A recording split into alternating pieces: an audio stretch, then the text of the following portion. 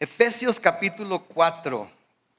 Entonces, Pablo, se han estado con nosotros desde el principio del libro de Efesios. Pablo se pasó los 3 primeros capítulos de Efesios hablando en gran detalle, con lujo de detalle, acerca de todo lo que Dios ha hecho por los cristianos, libremente, simplemente por su gracia en Cristo Jesús. Nos ha bendecido con bendiciones espirituales, nos ha sentado ya en lugares celestiales, nos ha escogido, nos ha predestinado en Él, nos ha lavado con su sangre, nos ha hecho aceptos a Él, nos ha mostrado su amor, nos ha dicho que por gracia somos salvos por medio de la fe, no por obras para que nadie se gloríe, que lo que Él nos ha dado es un don que Él por su propia iniciativa decidió darnos. Si leen los primeros 3 capítulos del libro de Efesios, lo único que van a ver van a ser grandes cosas, van a ver grandes nuevas acerca de lo que Dios ha hecho por nosotros, en nosotros y de lo que tenemos en Él. Eso es de todo lo que se tratan los primeros 3 capítulos. Se trata de cómo Dios, de toda la humanidad, ha hecho nada más una sola familia adoptada en Cristo Jesús para ser parte de su familia. Nos habla de todo lo que somos y nos da una visión de lo que vamos a hacer en el momento en el que estemos en su presencia.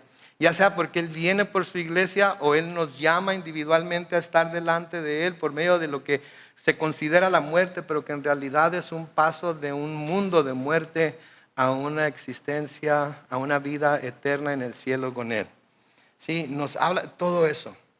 Ahora Pablo, en los siguientes capítulos, ¿sí?, va a hacer un llamado para que todos aquellos que nos decimos cristianos, para que todos aquellos que hemos confesado fe en Jesucristo, para que todos aquellos que hemos aceptado todas esas bendiciones que en Cristo el Señor nos ha dado, para que nosotros nos demos cuenta de lo que es vivir correctamente una vez que somos salvos.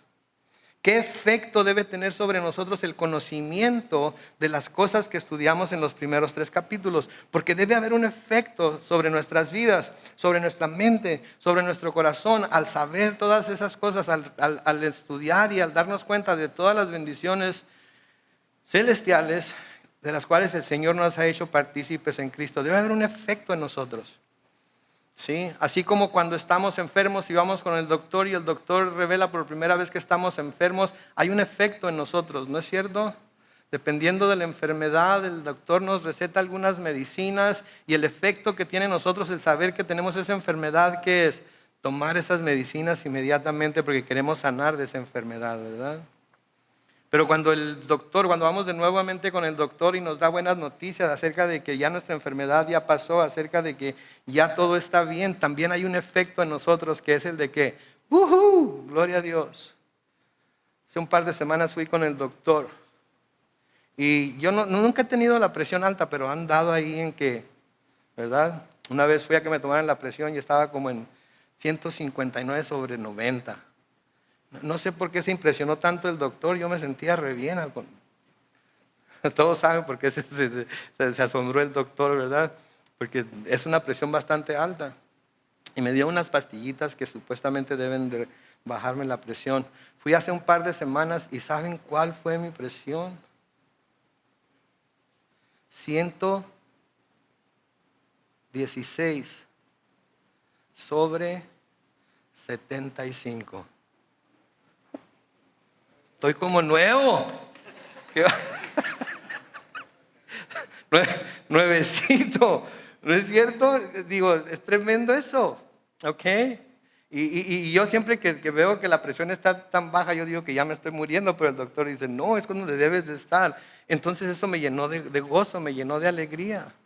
Entonces, cuando sabemos que algo está sucediendo, cuando sabemos que algo bueno sucedió, hay una reacción, tiene que haber un efecto que se pone sobre nuestra vida, que se pone sobre nuestro pensamiento por lo que se nos ha dicho. ¿Sí? Y ahora, de nuevo, Él va a hacer un llamado a la iglesia, en Éfeso primeramente, pero a través de la carta a los Efesios, un llamado a nosotros a que vivamos una vida que es digna del llamamiento con el que el Señor nos ha llamado, a que vivamos correctamente. Pero noten que esto lo hace, o esto lo pide, o esto lo enseña hasta después de explicar todo lo que Dios hizo por nosotros. Eso es muy importante darnos cuenta de ello. Que Dios para venir a Él, que Dios para salvarnos, Dios para darnos la vida eterna, no nos pide que hagamos absolutamente nada excepto que nos arrepintamos de nuestro pecado y vengamos a Cristo y aceptemos su sacrificio como el sacrificio presentado de parte de nosotros delante de Dios, y a través de ello tenemos el perdón de pecados, somos absolutamente libres de toda culpabilidad. Amén. Pero el que eso suceda debe de producir algo en nosotros. Y eso es de lo que va a hablar Pablo ahora en los siguientes capítulos. Esto es a lo que se estaba refiriendo cuando dice ahí en Efesios capítulo 2 y el versículo 10. Noten en sus Biblias unas cuantas páginas a la izquierda. Nosotros somos hechura suya. Hemos sido creados en Cristo Jesús para realizar buenas obras, las cuales Dios preparó de antemano para que vivamos de acuerdo con ellas. Pero son obras que no se puede vivir en ellas, obras que no se pueden llevar a cabo por el hombre natural. Es solamente cuando el hombre pasa a ser un hombre espiritual, que escucha la voz de Dios, que tiene el Espíritu de Dios en su corazón, que deja que el Espíritu de Dios lo rija y lo gobierne y lo dirija, que estas buenas obras para las cuales el Señor nos ha llamado y las cuales ha preparado pueden ser llevadas a cabo por nosotros. Entonces en los capítulos 4 al 6, Pablo va a describir cómo vivir una vida que refleje que en Cristo somos una nueva creación. Y nos va a dejar ver las características de esta vida y nos va a dejar saber que las características de esta vida incluyen, pero no son únicamente, la unidad, la armonía y la paz. La unidad, la armonía y la paz. Entonces, eso es lo que vamos a empezar a ver comenzando con el día de hoy. Esas cosas para las cuales el Señor nos salvó y en las cuales debemos vivir, sí somos en realidad gente, personas que hemos aceptado a Cristo y que Él es nuestro Salvador y nuestro Señor. Sí, ahora déjenme anticiparles que no vamos a hacerlo perfectamente. No vamos a hacerlo perfectamente porque fallamos, somos seres humanos. Pero esto es lo que somos llamados a hacer. ¿Okay? Entonces, comenzando ahí con el versículo 1, noten lo que Pablo escribe. Yo, que estoy preso por causa del Señor, les ruego que vivan. La Reina Valera 60 dice que anden como es digno del llamamiento que han recibido. Vivan o anden. Sí, la vida del cristiano es una vida de un constante caminar, no es una vida estática, no es una vida en la que no haya movimiento, es una vida en la que constantemente estamos caminando, en la que constantemente vamos de un lugar a otro. Como cristianos estamos pasando por esta vida, somos peregrinos por esta vida, pero vamos a otro lugar, ese lugar es el cielo. ¿Sí? Entonces lo que está diciendo aquí, mientras estén aquí en la tierra, vivan o anden como es digno del llamamiento que han recibido. ¿Sí? Como es digno del llamamiento que han recibido. Si el Señor nos ha hecho una invitación a que pasemos a ser parte de su pueblo, el Señor nos ha hecho una invitación a que aceptemos a Jesucristo para un día estar en el cielo con Él. ¿Sí? Y entonces esa vida causa o debe causar, ese conocimiento debe causar que nuestra vida se alinee con ese llamamiento al que Dios nos ha llamado, con esa invitación que nos ha hecho. Si recibiéramos nosotros una invitación, y voy a decir nada más del presidente, pero no voy a decir quién está de presidente. No importa. No importa.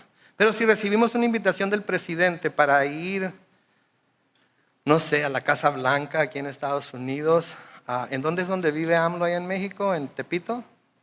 ¿No? ¿Dónde? No. No, ok, pero no vive en Los Pinos ya, ¿verdad? Ya no vive en Los Pinos. ¿En el Palacio Nacional? Ahí fue donde sí. Ok, vamos a decir que nos invitó. Yo creí que vivía en Tepito, diga, que no es del pueblo, que no es de acá del... Ok, vamos a dejar eso para otra cosa. Ok, entonces nos invitan a su casa, vamos a decirlo. Y nos dice que va a haber una reunión y es de gala. Yo no iría así.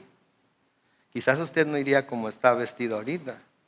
Quizás los varones se pondrían un tuxedo, las mujeres se ponían un vestido largo, iban y se peinaban y iban y sacaban todas las joyas, ¿verdad?, que tienen ahí guardadas en el cajón, ¿verdad?, aunque sean fake, ¿verdad? Y se las limpiarían bien, le sacaran brillo y se las pondrían porque iban a ser invitados, han sido invitados por el presidente a su casa. Se van a vestir de una manera digna de la invitación que se les ha hecho. Eso es lo que está diciendo Pablo aquí. Nuestra vida, nuestra nueva vida, nuestro nuevo hombre debe entonces de estar revestido de una manera digna de la invitación que se nos ha hecho para ser parte de la familia de Dios. Y no se basa en lo que nos ponemos, obviamente, no se basa en cómo nos vestimos, sino en cómo vivimos nuestra vida delante de Él. Sí, y eso es lo que Pablo está diciendo aquí. Cuando hablamos de algo digno, estamos hablando de algo correspondiente, de algo que corresponde, de algo que está en proporción al mérito que merece el llamamiento a hacer algo o de nueva invitación a la cual se nos ha llamado, el llamado al que hemos recibido. Tenemos entonces que vivir una vida digna de lo que Dios nos ha impuesto a nosotros, de lo que Dios nos ha dado a nosotros. Y de nuevo, no lo hacemos para ganarnos el favor de Dios, lo hacemos porque ya tenemos el favor de Dios. No lo hacemos para lograr ser salvos, lo hacemos porque ya somos salvos. Y nuestra vida debe reflejar el hecho de que somos salvos. ¿Sí? Había un corito que cantábamos en la iglesia del Nazareno donde iba cuando estaba chiquillo. Bueno, chiquillo todavía estoy, jovencito, niño, que decía, si en verdad eres salvo, di amén, ¿verdad? Si en verdad eres salvo, testifica con tu vida. Si en verdad eres salvo, di amén. Ese principio sigue siendo realidad. Si en verdad somos salvos, nuestra vida va a reflejar esa salvación. Si en realidad somos Cristo, nuestra vida va a reflejar que somos de Cristo. Si en realidad somos el pueblo de Dios, nuestra vida va a reflejar que somos el pueblo de Dios. Entonces, eso es lo que les está diciendo Pablo aquí cuando les dice, les ruego que vivan como es digno del llamamiento que han recibido. Y noten que hace hincapié en que él está preso por causa del Señor. Lo que está diciendo, si yo como preso puedo vivir una vida digna del llamamiento que yo he recibido, entonces ustedes como gente libre definitivamente pueden vivir una vida digna del llamamiento que ustedes han recibido. Ahora, el vivir esa vida a lo mejor les va a acarrear ciertos problemas, ciertas situaciones que nunca esperaron que les acarrearan, pero deben de vivir esa vida. Noten el versículo 2. En el versículo 2 empieza a describir a qué se parece esa vida que es digna, sí, del llamamiento que hemos recibido. Empieza a darnos aquí consejos muy prácticos acerca de qué debe manifestar nuestra vida para que pueda ser considerada una vida digna. Noten lo que dice aquí, que sean primero ¿qué? Humildes, y luego mansos, y luego tolerantes, y luego pacientes unos con otros en amor. Se fijaron, yo estoy leyendo de la Biblia Reina Valera contemporánea y mi Biblia dice que sean humildes, mansos, tolerantes, pacientes unos con otros en amor. Son atributos muy sublimes, ¿no creen? Son atributos que para algunos de nosotros, algunas de esas cosas nos evaden, ¿verdad? Yo puedo decirles con toda confianza y sin ningún temor que uno de los problemas que yo tengo es que a veces no soy muy paciente. Pero la palabra de Dios me está diciendo que si voy a vivir una vida digna del llamamiento con el que he sido llamado por el Señor Jesucristo, una de las cosas que voy a buscar mostrar es paciencia. ¿Alguien tiene problema con la paciencia? Ok, ¿verdad? Entonces debemos ser humildes, mansos, tolerantes, pacientes con otros en amor. Sean humildes. Noten el significado de humildad, ¿ok? Virtud que consiste en el conocimiento de las propias limitaciones. ¿De las limitaciones de quién? Las propias limitaciones y debilidades, y en obrar de acuerdo con ese conocimiento. En otras palabras, cada uno de nosotros sabemos de qué pata cojeamos, ¿verdad? Sabemos que tenemos la tendencia a tropezar con ciertas piedras, a cometer ciertos pecados, etcétera, etcétera, ¿verdad? Entonces, si tenemos esa tendencia, si conocemos nuestras debilidades, entonces no debemos nunca de tratar de ponernos por encima de los demás, únicamente porque las debilidades de ellos no son las debilidades mías, y en las debilidades que ellos muestran vulnerabilidad, yo estoy bien fuerte en ello.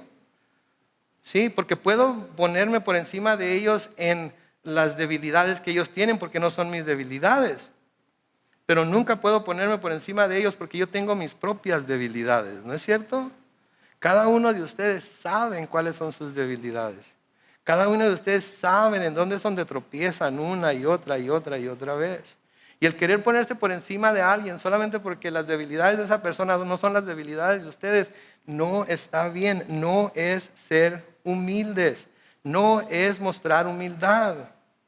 Y a menudo tenemos la tendencia, mi mamá, con un dedo apuntamos para allá, pero estos están apuntando para acá, ¿verdad? Sí, tenemos que tener mucho cuidado con eso. Sí, tenemos que ser humildes. Por eso Pablo les escribe a los romanos en Romanos 12 y el versículo 3. Por la gracia que me es dada, digo a cada uno de ustedes, noten, que no tenga más alto concepto de sí mismo que el que debe tener, sino que piense de sí con sensatez, según la medida de fe que Dios repartió a cada uno. No piensen más de sí mismos de lo que deben de pensar. No crean que son mejores que otros. No debemos creer que porque nosotros ya vencimos ciertos pecados, ya vencimos ciertas tentaciones, porque nosotros ya hemos caminado con el Señor por mucho tiempo y hemos aprendido a decir que no a muchas de las pecados y tentaciones con las que batallábamos antes, todos deben de estar al mismo nivel que nosotros. Hay diferentes niveles de cristianismo, hay diferentes niveles de fe, hay diferentes niveles de madurez en Cristo y debemos de ser humildes los unos con los otros. En 1 de Pedro capítulo 5 y el versículo 5, Pedro escribe a la iglesia, también ustedes, los jóvenes, muestren respeto ante los ancianos y todos ustedes, ancianos y jóvenes, practiquen el mutuo respeto. A menudo en las familias, en la iglesia, no hay suficiente respeto de los jóvenes hacia los ancianos, pero tampoco hay suficiente respeto de los ancianos hacia los jóvenes. Los jóvenes dicen que los que son ancianos, no los que somos, los que son ancianos, no saben nada. ¿Sí? Que hacen todas las cosas a la antigua, no tienen conocimiento de lo último. ¿Sí? Todavía andan escribiendo notitas y haciendo listas para apuntarse, ¿verdad? Nosotros usamos nuestro teléfono, nuestra tablet, ¿verdad? Nosotros texteamos, ¿sí? Ya no hay necesidad de llamarle a nadie, ¿verdad? Y tienen unos dedos pulgares, qué bárbaro, ¿no se han dado cuenta? Yo quiero escribir algo con los dedos pulgares y escribo todo menos lo que quiero escribir. ¿Sí? Y luego me tengo que acordar si el teléfono está en inglés o en español, porque si lo estoy escribiendo en español y el teléfono está en inglés, me corrige en inglés, y si lo estoy escribiendo en español y lo estoy escribiendo en inglés y el teléfono está en español, me corrige. De todas maneras, siempre mando un texto y luego digo, ¿qué hice? Y tengo que corregirlo. Entonces no hay suficiente respeto de los jóvenes hacia los mayores, pero tampoco hay respeto de los mayores hacia los jóvenes. Los jóvenes, los mayores no sabemos nada. No estamos al día. ¿Sí? Los mayores, ¿qué sabes tú, muchacho? Apenas tienes 20 años. ¿Qué me vas a decir a mí? Les digo algo, tienen mucho que enseñarnos, ¿ok? Tienen mucho que enseñarnos. Y nos necesitamos los unos a los otros. Y necesitamos escucharnos los unos a los otros. ¿Sí? Entonces, por eso les dice aquí, los jóvenes muestren respeto ante los ancianos y todos ustedes, jóvenes y ancianos, practiquen el mutuo respeto. Y luego noten lo que se tiene que hacer para que eso se manifieste. Revístanse de humildad. ¿Por qué? Porque Dios resiste a los soberbios, pero se muestra favorable a ¿quiénes? A los humildes. ¿Quieren el favor de Dios? Seamos humildes. Si queremos el favor de Dios debemos de ser humildes, no de pensar en nosotros mismos como que somos mejor que los demás, como que ya avanzamos más que los demás, como que ya llevamos años luz enfrente de los demás, porque créanme, todos tenemos la propensidad a caer en cualquier pecado en cualquier momento. Así es que cuidado con decir, un dicho de mi mamá siempre me decía, disculpen, me está molestando esta cosa. Mi mamá siempre me decía, Carlos Manuel, nunca digas de esa agua no beberé. Porque en el momento que decimos, yo nunca haría eso, ¿saben qué es lo más probable que pase? Que lo va a hacer. Yo nunca caería en aquello. ¿Saben qué es lo más probable que pase? Que vaya a caer. Entonces mejor ve al hermano, ve a la persona y diga, solo por la gracia de Dios que yo no he caído en eso, porque oportunidad me ha sobrado. Tenemos que ser sobrios entonces en nuestra manera de pensar. A los colosenses, noten lo que Pablo les escribe, muy similar a lo que les escribe a los efesios, en Colosenses capítulo 3, los versículos 12 y 13. Por lo tanto, como escogidos de Dios, santos y amados, revístanse de entrañable misericordia, de benignidad, ¿de qué? De humildad, de mansedumbre y de paciencia. Sean mutuamente tolerantes. Si alguno tiene una queja contra otro, perdónense de la misma manera que Cristo los perdonó. ¿Cómo debemos perdonarnos? De la misma manera que Cristo nos perdonó. ¿Cómo nos perdonó Cristo a nosotros? Completamente, ¿no es cierto? Completamente. Así es como debemos de perdonarnos los unos a los otros también. ¿Sí? Y noten que también menciona ahí la mansedumbre. Debemos de ser mansos. ¿Sí? Debemos de ser mansos. ¿Qué es la definición de manso? Cuando yo pienso en manso, me acuerdo de aquella historia del toro Ferdinando. ¿Se acuerdan de la historia del toro Ferdinando? Que a fuerzas lo quieren hacer bravo, a fuerzas quieren que embista y que ataque a los toreros. Y él que está con una flor en el campo. Es un toro manso, no menso, manso. Que no hay violencia en su corazón, no hay violencia para manifestar esa violencia contra otros. Y eso es lo que nosotros debemos tener, un corazón de mansedumbre. ¿Sí? De mansedumbre. Pero de nuevo, estas son cosas que no se pueden llevar a cabo si somos hombres naturales. Y al hablar de hombres, no estoy hablando del género masculino, estoy hablando de la humanidad. Si no somos llenos del Espíritu, no podemos mostrar estos atributos porque son atributos que solamente el Espíritu puede dar. En Gálatas capítulo 5, los versículos 22 y 23, noten lo que nos dice ahí. Pero el fruto del Espíritu es amor, gozo, paz, paciencia, benignidad, bondad, fe, versículo 23, mansedumbre, templanza, que quiere decir dominio propio. Y luego termina ahí diciendo, contra tales cosas no hay ley. Entonces, esos son dones del Espíritu Santo. Y solamente cuando el Espíritu Santo viene y llena a la persona, solamente cuando el Espíritu Santo es el que rige, mueve y dirige a la persona, es que estas cosas pueden manifestarse. Perfectamente, no, nunca perfectamente, pero pueden ser parte de nuestra vida. Y el Señor Jesucristo nos va llevando siempre de triunfo en triunfo, haciéndonos cada vez más a su imagen y semejanza. Debemos recordar que Dios nos ha predestinado ¿a qué? A ver si se acuerdan. ¿A qué nos ha predestinado Dios? Ser hijos de Dios, muy bien, más específicamente. Ok, les voy a decir. Romanos capítulo 8, versículo 29. Noten lo que dice ahí. Porque a los que antes conoció, también los predestinó, ¿para qué? Para que sean hechos conforme a la imagen de su Hijo, para que Él sea el primogénito entre muchos hermanos. Entonces, ¿a qué hemos sido predestinados por Dios? A ser convertidos a la imagen de su Hijo Jesucristo. ¿Y qué es lo que Jesucristo manifestó cuando estuvo en esta tierra? Paciencia, amor, mansedumbre. ¿Sí? Todo eso lo manifestó Él. Vino a enseñarnos a qué se parecía eso. Los judíos eran un pueblo muy orgulloso, eran un pueblo muy altanero, como muchos mexicanos lo somos también, ¿verdad? Otro dicho de mi mamá dice, a los mexicanos el hambre nos tumba y el ¿qué? El orgullo nos levanta, ¿verdad? Dichos de mi mamá, ok, si me están viendo, todos los hermanos mexicanos que me están viendo, yo no sé, mi mamá me dijo, y mi mamá nunca me ha dicho mentiras. El hambre nos tumba y el orgullo nos levanta. ¿Sí? Somos gente orgullosa. Somos la raza, ¿verdad? ¡Viva la raza!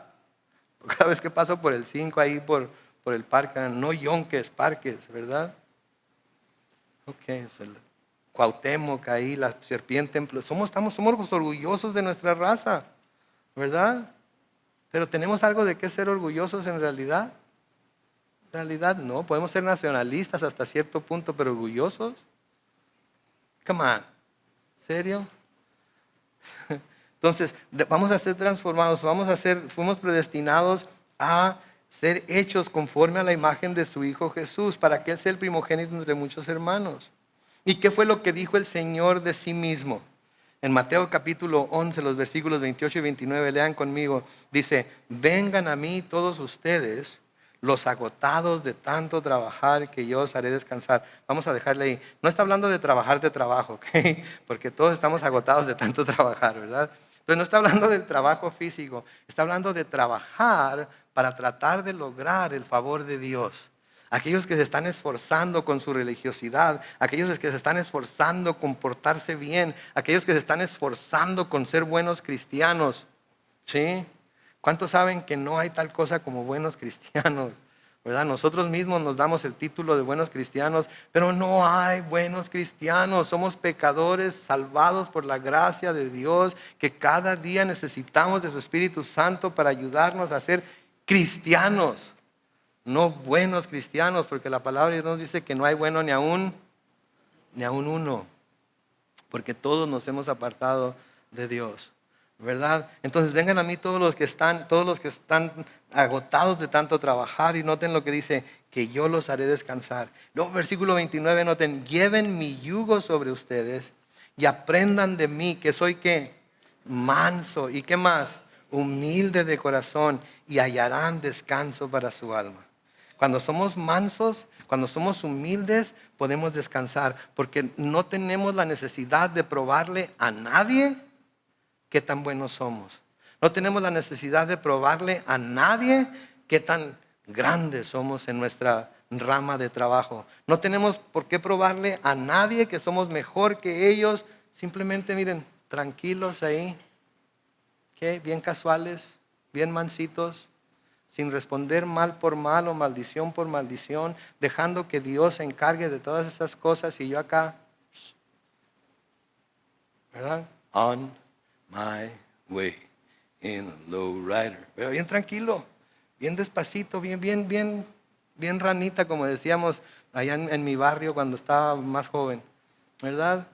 No hay necesidad de alterarme, no hay necesidad de tratar de comprobarle a los demás lo bueno que soy para esto, para aquello, que yo les puedo ganar, ¿para qué? Delante de Dios esas cosas no importan. ¿Sí? Entonces me muevo en mansedumbre, me muevo en humildad, y no tengo nada de qué preocuparme. ¿Sí? No tengo por qué estarme comparando con otros y ver qué tienen ellos, porque yo también lo quiero. No, el mío es mejor que ese. Sí, no, por eso el Señor dice que hay descanso para nuestras almas cuando adoptamos ese tipo de actitud. Porque no hay necesidad de tratar de levantarnos, hacernos mayores que otros. Y luego nos dice que seamos tolerantes. Se usa mucho la palabra tolerancia últimamente, ¿verdad? ¿Qué quiere decir tolerancia? Soportarnos unos a otros. Ok, les voy a decir también, tolerantes. Esto es lo que quiere decir ser tolerantes. Quiere decir que tenemos respeto a las ideas, creencias o prácticas de los demás cuando son diferentes o contrarias a las nuestras. Eso es lo que quiere decir ser tolerantes. No aceptamos su pecado, no cubrimos su pecado, no dejamos de llamarlo pecado, simplemente esa es su forma de ver las cosas. Ellos creen que están bien, esas son sus creencias, eso es lo que ellos están practicando. Son diferentes a lo que yo creo, son diferentes a lo que yo, a mi manera de pensar. Pero ¿sabes qué? Respeto tu manera de pensar a pesar de que es diferente a la mía. Porque la misma libertad que yo tengo de pensar como pienso, tienes tú de pensar como tú piensas. Y entonces, en lugar de estar tratando de convencernos el uno al otro, de agarrarnos a coscorrones hasta que uno se someta al otro, simplemente, esa es la manera que tú piensas, está bien. Pero déjame decirte cómo pienso yo, y tú tienes que respetar como yo pienso, y yo voy a respetar lo que tú piensas, ¿verdad? Y mucha gente piensa que ser tolerante es aceptarlo nosotros y nosotros mismos también someternos a ello, pero eso no es lo que quiere decir. Es simplemente, ¿así piensas tú? Gloria a Dios. Ahí nos vemos. Voy a orar por ti, voy a pedirle a Dios. No ores por mí para nada, que aquí sí quiero quedar. Sabes que no te conviene quedarte así, es que voy a orar por ti, para que el Espíritu Santo te dirija y te guíe. Pero yo ya no me voy a pelear contigo por eso. Sí, porque entonces en realidad dejamos de ser tolerantes. Y luego, pacientes unos con otros en amor. Pacientes. ¿Sí? ¿Qué quiere decir? Yo creo que lo que en verdad muestra el significado de paciente es cuando estamos como pacientes en un hospital o en la oficina del doctor, ¿no es cierto? Todos sabemos ser pacientes, ¿no es cierto? Estamos en la oficina del doctor, llegamos, creemos que si llegamos unos 10, 15 minutos antes, vamos a estar ahí a la pura hora y nos van a meter a donde sea para examinarnos a la pura hora y van a durar los 10, 15 minutos que va a haber el examen. ¿Y qué sucede? Llegamos 10, 15 minutos, llega la hora de la cita, ¿nos llaman? No. Pasan 5, 10 minutos después de la hora, ¿nos llaman? No. ¿Y qué hacemos? Ahí nos quedamos. Porque somos ¿qué? Híjole, están aprendiendo. Somos pacientes. Sí, y luego finalmente después de 15 minutos de la hora de la cita nos meten a la oficina o al lugar en donde nos van a examinar y le dicen a uno, si nos va bien, siéntese ahí, ahorita viene el doctor, te está con otro paciente. Si nos va mal, nos dan una de esas batitas, ¿verdad? Que se tiene que amarrar de atrás, ¿verdad? Y póngase esta bata y espere ahí, el doctor ahorita viene. Y nos ponemos la bata y ahí estamos con la bata. ¿Verdad? Está asegurándonos de que todo está bien amarrado y todo. Y estamos esperando y pasan 5 minutos y nada. Y pasan 10 minutos y nada. Nos salimos corriendo, pues últimamente hasta me voy a llevar la bata, nos salimos así. ¿Qué hacemos? Esperamos como pacientes. ¿Qué pasaría si adoptáramos esa misma actitud en casa? ¿Qué pasaría si adoptáramos esa misma actitud en el trabajo? ¿Qué pasaría si adoptáramos esa misma actitud con nuestros seres queridos, con nuestros hijos, con nuestros cónyuges, con nuestros padres? ¿Qué pasaría? Todavía, ok. Voy a esperar un poco más. ¿Qué tal si nos portáramos como pacientes en casa, así como nos portamos como pacientes en la oficina del doctor? Échense ese trompo a la uña, piénsenla. Y si creen que es una buena receta para vivir su vida, sean entonces ¿qué? Pacientes. Espérense.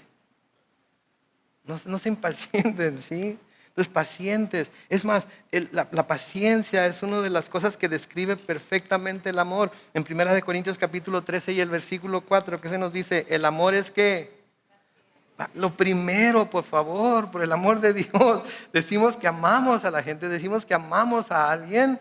Lo primero que debe manifestar ese amor para con esa persona es que, díganlo todos juntos. Paciente. Pero amamos y decimos amar, ¿y qué es lo que somos con las personas que decimos que más amamos? Impacientes, ¿verdad? Porque las amamos tanto que podemos brincarles No, el amor es paciente, es bondadoso, no es envidioso ni jactancioso, no se envanece. ¿Sí? Paciencia. Dame paciencia, Señor. Dame paciencia. ¿Por qué? Porque eso va a manifestar lo que Jesús ha hecho en mi vida. ¿Sí? Porque esa es una de las formas en las que puedo caminar o vivir de una manera digna al llamamiento con el que he sido llamado. Y luego noten lo que dice en el versículo 3. Procuren mantener que la unidad del Espíritu en el vínculo de la paz. Sí, debemos esforzarnos por mantener esta unidad. Y noten que es unidad en el Espíritu. De nuevo es en el Espíritu. Nosotros no podemos crear esa unidad. Dios no manda que los cristianos creen o esa unidad entre ellos. Él ha dado su Espíritu. Y a través de ese Espíritu podemos tener esa unidad. Pero no es nuestro deber crearla, pero sí es nuestro deber esforzarnos por mantenerla. ¿Sí? Es nuestro deber esforzarnos por mantenerla. Ahorita todos estamos aquí, miren, estoy mirando gente de diferentes edades, estoy mirando gente de diferentes estaturas, estoy mirando gente vestida diferente, sí, estoy mirando gente de todo color de pelo y de textura, estoy mirando gente muy diferente. delante de Dios, ahorita saben lo que somos. Somos el cuerpo de Cristo. Todos miembros los unos de los otros. Y nos mira como una unidad. A pesar de que habla nuestro corazón como cada uno de nosotros necesita que se nos hable, nos está viendo como una unidad a todos juntos. Y está allá en el cielo y les dice a los ángeles, ¿ya se fijaron en Calvary Chapel San Diego en español? ¿Se fijan la unidad que hay entre ellos? Cuando el pastor dice, díganlo todos juntos, todos juntos. ¿Se fijan cómo se ayudan los unos a los otros? ¿Se fijan cómo se aman los unos a los otros? ¿Se fijan cómo son humildes y mansos los unos con los otros? Y los ángeles se rascan la cabeza. Pero ahí está Carlos Manuel Alvarado. Él es la mosca que se ve ahí en la sopa. Sácalo de ahí. No, él no ve eso. ¿Sabe qué ve? Ve a su Hijo en todos y cada uno de nosotros. Y nos ve a nosotros en Él. Y hay una unidad de nosotros entre nosotros mismos y hay una unidad de todos nosotros con Él. Eso fue lo que el Señor pidió al Padre. Sí, eso fue lo que el Señor pidió al Padre en oración antes de ir a la cruz. En Juan capítulo 17, los versículos 20 al 23, noten lo que el Señor Jesucristo pidió al Padre. Pero no ruego solamente por estos, hablando de los 12 que tenía enfrente de Él, sino también por los que han de creer en mí, por la palabra de ellos. Hago esta pregunta cada vez que leo este versículo. ¿Cuántos hemos creído en Jesús por la palabra de esos primeros 12 discípulos? Todos. Quiere decir que en ese tiempo no estaba orando nada más por ellos, sino que estaba orando también por nosotros. ¿Y qué era lo que estaba pidiendo? Versículo 21, para que todos sean uno, como tú, oh Padre, en mí y yo en ti, que también ellos sean uno en nosotros, para que el mundo crea que tú me enviaste. Yo les he dado la gloria que me diste, para que sean uno, así como nosotros somos uno. Yo en ellos, tú en mí, para que sean perfectos en unidad, para que el mundo crea que tú me enviaste y que los has amado a ellos como también a mí me has amado. Eso fue lo que pidió el Señor Jesucristo, que haya unidad entre nosotros. ¿Sí? Y es algo que constantemente la iglesia es llamada a mantener, la unidad. Porque somos personas de diferente carácter, somos personas de diferente trasfondo cultural, somos personas que venimos de diferentes tipos de familias, que tenemos diferente educación, que tenemos diferente educación académica, etcétera, etcétera, pero todos de alguna manera somos uno en Cristo y somos llamados a mantener esa unidad, cueste lo que cueste. Sí, a los Corintios, Pablo les escribe en 1 Corintios 1, y el versículo 10, hermanos, les ruego por el nombre de nuestro Señor Jesucristo que se pongan de acuerdo y que no haya divisiones entre ustedes, sino que estén perfectamente unidos en un mismo sentir y en un mismo parecer. Que sean una unidad. De nuevo a los Corintios, pero ahora en 2 Corintios, en el capítulo 13 y el versículo 11. Por lo demás, hermanos, regocíjense, perfecciónense, consuélense, sean de un mismo sentir y vivan en paz. Y el Dios de paz y del amor estará con ustedes. ¿Cómo se va a manifestar la presencia de Dios entre nosotros? Cuando somos de un mismo sentir, cuando vivimos en paz los unos con los otros. Entonces Dios se va a manifestar entre nosotros, su presencia. Pedro lo dice de esta manera, en fin, únanse todos en un mismo sentir, sean compasivos, misericordiosos, amigables, ámense fraternalmente, ámense como hermanos, ¿sí? Ámense como hermanos que son. ¿Sí? ¿Cuántos tienen hermanos? ¿Cuántos se peleaban mucho con sus hermanos? ¿Cuántos todavía se pelean con sus hermanos? Pero de todas maneras hay un amor entrañable, hay algo ahí que a pesar de que nos peleamos con ellos, de todas maneras volvemos a ellos, ¿verdad? De todas maneras los tenemos cerca de nuestro corazón. Nos duele cuando algo les duele, nos duele cuando algo les pasa.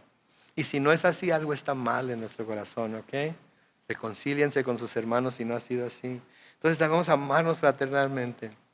Versículo 4 de Efesios 4 sigue diciendo, así como ustedes fueron llamados a una sola esperanza, hay también un cuerpo y un espíritu. Noten, la esperanza de la que está hablando Pablo aquí es una esperanza de la que ya hemos hablado antes. ¿Cuál es esa esperanza del cristiano? ¿Cuál es la principal esperanza del cristiano? Estar un día en gloria con el Señor por toda la eternidad. ¿No es cierto?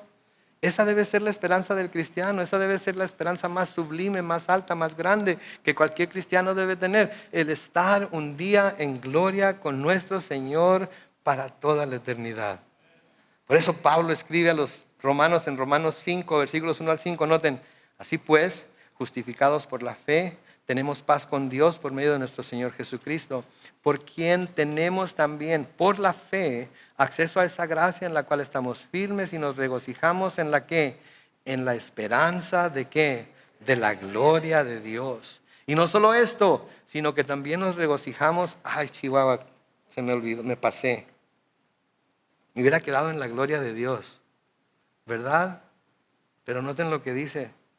Y no solo esto, sino que también nos regocijamos en qué? Sufrimientos. Porque sabemos que los sufrimientos producen resistencia. La resistencia produce un carácter aprobado. Y el carácter aprobado produce esperanza. ¿Se fijan ustedes? Cuando pasamos por pruebas, esa esperanza como que se multiplica, ¿no es cierto? Cuando pasamos por enfermedades, cuando pasamos por sufrimientos, cuando pasamos por aflicciones, esa esperanza se multiplica. Y decimos, Señor, ¿hasta cuándo? Anoche estaba acostado, mi esposa a un lado, y estaba tosiendo como a veces tose.